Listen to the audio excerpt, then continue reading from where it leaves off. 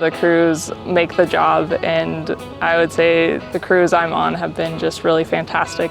I'm Elizabeth, and I work for Clackamas County, and I'm a transportation maintenance specialist too. This is more or less line cutting. We send out mowers to get the brush cutters to get some of the bigger stuff that the mowers can't, and then finally we come out here and we get the really high things. We get the thicker trees, branches, stuff like that.